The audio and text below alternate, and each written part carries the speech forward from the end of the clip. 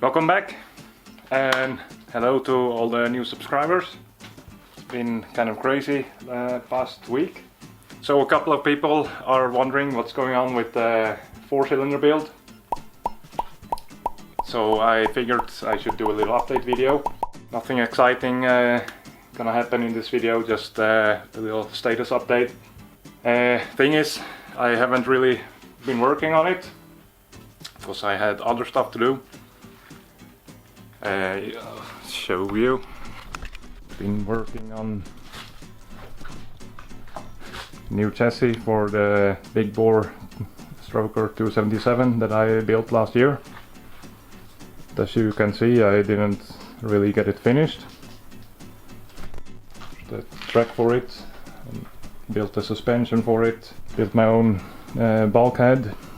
It's pretty much just a tunnel, and I'm fabricating most of the other stuff myself. So it took a little longer than I anticipated. So anyway, what's going on? So in the last video I welded the cases, and it looks like it actually worked out pretty good. I kept it with the bar and the plates and everything for like 2 weeks. And then I took it apart, and then it actually didn't fall apart, so that's was a good start. And I've somewhat checked it for straightness of the bearing surfaces, and it looks like it's pretty straight. What I did was I took a ground bar and laid it in here, and then I took some feeler gauges, and it's definitely less than 5/100ths of a millimeter, but it's a bit hard to see when I didn't have any thinner gauges, so I'll have to get some, I guess, or figure out some other way of measuring it. The only thing was these the outer surfaces on both the bottom and the top case half, they are a bit too much inward towards the crank, like a couple of hundredths of a millimeter more than the others, but they are both inward, so I think that, like, when I clamp it together it will be 0 again. So far it looks like it actually succeeded, the welding, and if it turns out that it's crooked after all, then I talked to a friend and he can help me line bore it, so he has some larger machines than I have. So other than that, I've been collecting parts. I got the ignition system for it. It's a Ignitec 4-cylinder ignition. The timing is going to be 90 degrees between cylinders. I've decided that now. I got my rods here, 4 of them. They are a lot longer than the stock rods, so I can keep the spacer on top and have some more pistons to choose from. And I get a little more crankcase volume, so that's nice. Got a bunch of shims for the crank, and then I actually started on the crank too. Show you here. This is a part of the stock crank, but the problem is this shaft here. This will go like in there somewhere. But the shaft between the cylinders, it's only 25 millimeters, and I'm pretty sure that that's never going to hold up for a 4-cylinder, because like this last one, it has to, like the torque from all these 3 cylinders is going to that little 25 millimeter shaft, so I'm going to upgrade it to 30 millimeters. And then I figured, if I'm going to be replacing the shafts anyway, might as well use a different crank.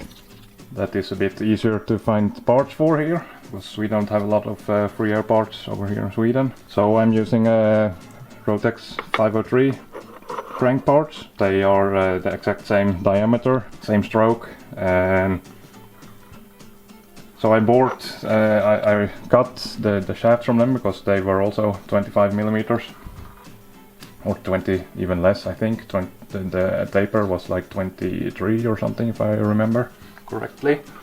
So yeah, I cut the shafts off the webs and then I bored them to like 29.94 millimeters, so I can press in a new 30 millimeter shaft and weld it,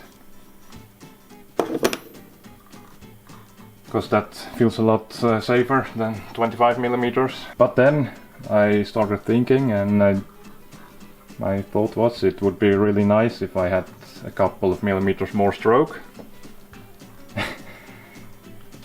And I decided this after I had machined 8 of these webs, of course. So Rotex also has the 521 engines, and those have a 64 millimeter stroke. So that's what this is. This crank is out of a 521 or 583, I'm not sure. I think they're the same.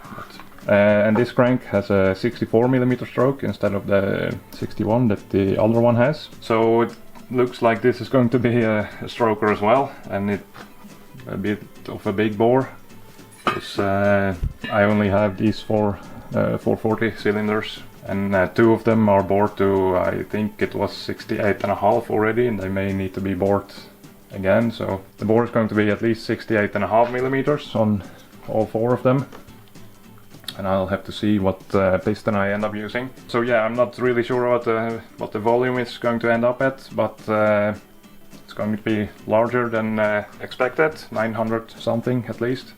So yeah, my next thing on the to-do list is take this crank and the other one that I have, take them apart and do the same thing, because the distance here is also it's too narrow for the case, so I have to change the shafts anyway. And it actually looks like these are 25 millimeter shafts as well. Not sure, it's a bit hard to tell. So yeah, I guess that's it for the update. Now you know what's going on. It's not cancelled or anything, it's just taking a bit longer than I anticipated. I'm going to have to finish the new chassis here first before I continue on that, because I want to get it out of here, make some space. But I've decided I'm going to be working on it during the summer and hopefully have it ready by the winter. We'll see, I guess. Not sure. It's a lot of work because I don't have a chassis to put it in yet.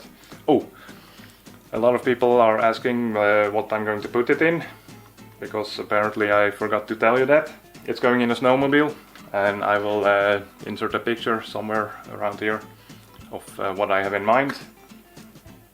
Basically it should, I want it to look like 71 Blizzard-ish, except with 4 cylinders instead of 3, but I don't have anything to put it in yet, so that's another project, I guess. I will probably just bolt it down to something when when the engine is done, and so just so I can start it, hopefully. So yeah, that's it. Thanks again everyone for subscribing and commenting and liking and everything, sharing probably.